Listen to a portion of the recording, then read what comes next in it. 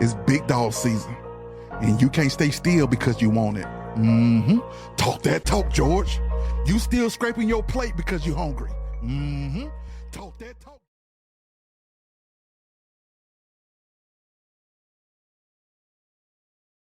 Good morning. Today is Monday, September the 15th.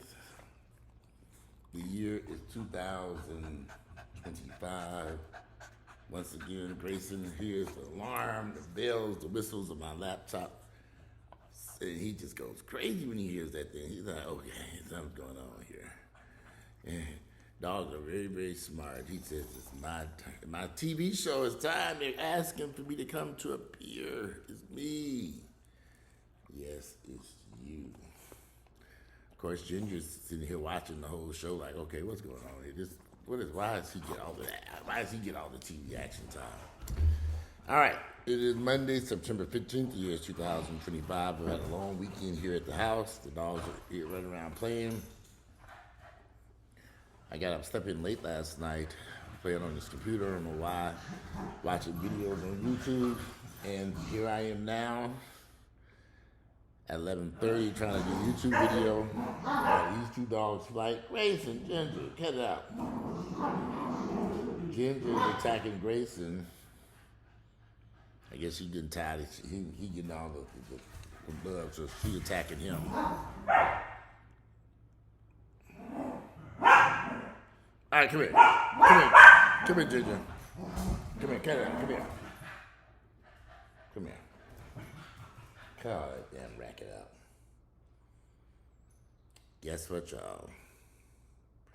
I saw them pumpkins at Home Depot. I mean, I was actually in Publix, and I saw some pumpkins and stuff. And then Publix has a little section where they have the pumpkin-flavored cakes and cookies and cupcakes and all that stuff. And I was around the corner, I saw them big-ass pumpkins in Publix. I said, it was a little early for this stuff. And I walked outside, and I said, it was cold out here. I said, chilly out here. I said, temperature drop. And it dawned on me. It's Hobosexual season 2025. That's right, Hobosexual season is on upon us again. Late September, middle September, September 15th. Normally, we see it kicking in late September, early October. But this year, under the Trump administration, I think we've been in the midst of Hobosexual season for a few weeks, maybe a few months. I think Hobosexual season started earlier this summer. I think a lot of people who were running around here looking for a place to live, to lay their head down and lay on somebody's couch and pay their rent with a little bit of booty here, a little penis there, a little pussy there, whatever they give them, whatever they serving up for rent. Well, that season is upon us, and you all need to be very careful, because I think this year is going to probably be worse than any other season. Donald Trump has single-handedly destroyed the American economy. He destroyed it. With one fell swoop, y'all put that motherfucker in there, and he has destroyed the American economy very quickly. Tore this shit apart. Hey, I'm so sick of y'all. Wait, cut it out. They done tore this stuff apart, ripped it to pieces. Donald Trump has single-handedly destroyed the golden goose that laid the goose that laid the golden eggs to the American economy. He destroyed it. Why? Who knows? But y'all voted for that dumbass motherfucker. And every time I do it, I can't even talk to people who voted for Trump because they were warned so many times to not put that dumbass bastard back in office. They were warned repeatedly to do not do that. But they did it anyway. So, since they made that decision to put Trump into office, y'all, everything has come to a screeching halt. I've never seen so many. I went upstairs to take care of something, John. I didn't even do it else, but I went upstairs to take care of. I've never seen so many stupid people who voted for Trump. That if you voted for Trump, you are a dumbass, and you getting everything. And he's destroying it. Everything. For what? It's like he's forcing the economy into a recession, depression. With these tariffs, the immigration battle. y'all, if you voted for him, you're a dumbass fool. So all we can do is sit back. But I know a lot of people who've never lost a job in their entire life, never been unemployed, who are now looking for work. They've been looking for work for a long time. And some people are going to have to pivot into different careers because they won't be going back to the old career they've had. Much like I had to pivot in 2008, 2009 to a different career when the housing market collapsed. But these homosexuals that I'm referring to, they just pivoting from couch to couch, from pivoting from one house to the next. I know some people ain't worked a job in God knows how long, but they somehow or another still driving nice cars, living in nice houses, going from house to house. They're very attractive people. The thing about a homosexual, most of those guys, men or women, are very attractive people. They can find somebody who wants to lay next to them. A lot of people probably want to lay next to them.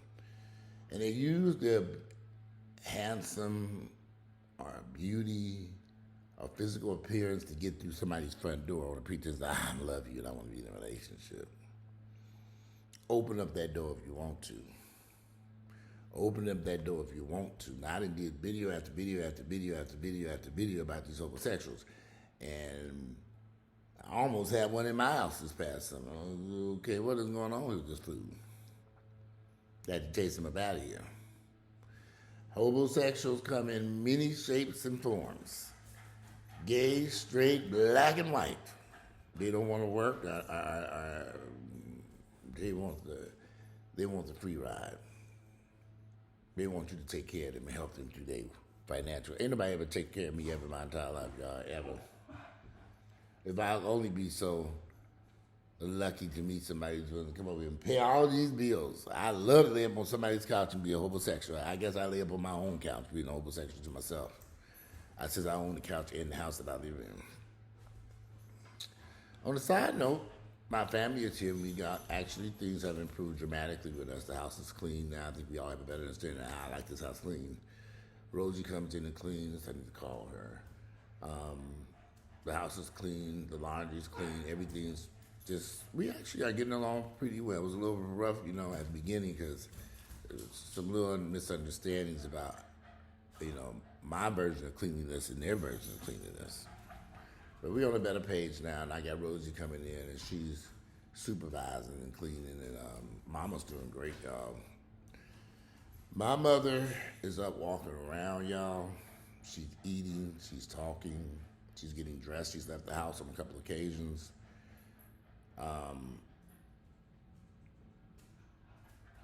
The worst mistake I made with Earl, but Earl was in the hospital for way too long. And when I saw the path that Emory Hospital was trying to take my mother, they wanted to hook her up to a feeding tube. They wanted to hook her up to a dialysis machine. They wanted to hook her up to oxygen and possibly a ventilator. I looked at them people and said, we're not doing any of this. I'm taking my mother home. I said, okay, we're not doing this. I just went through this with Earl. I'm not doing any of this. I'm taking my mother home. My mother is here eating on her own. Her kidneys are working just fine. Her kidneys are working fine.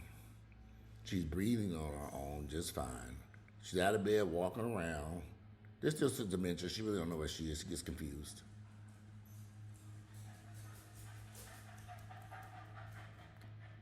She's doing a whole lot better. I would tell anybody, if you got somebody in the hospital, you want to get them in and out as quickly as possible.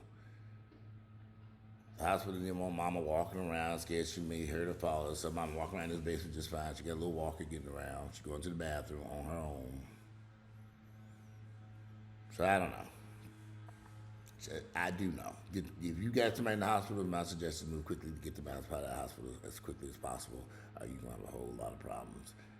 But anyway, as I was saying though about the homosexual season, yes, it's upon us. Be careful who you allow in your home. It's unfortunate. Your home is your castle. And you got outsiders who just want to get in there because they ain't got shit else to do with their time. The unemployment market. I just read an article. I just sent this article to a friend of mine that was talking about the unemployment market and how bad it is. Job search can be hard if you haven't changed jobs in years. It says job search is really hard right now. Another hard. So it's going to just take some time. It's going to take some time. That job market is rough out there right now. Very hard. But what you don't want to do is get involved with someone. I have another friend of mine. He's involved with a woman. She's pregnant now. After he found out she was pregnant, he moved her in. And I said, okay. Now I said, well, the first time I wanted to know was, how long you known this woman? Oh man, I met her around Christmas time. We had a Christmas party. You met her in December of last year. You all were having sex. She's pregnant now. Because she's pregnant now, you have moved her into your home. You haven't even known this woman a year.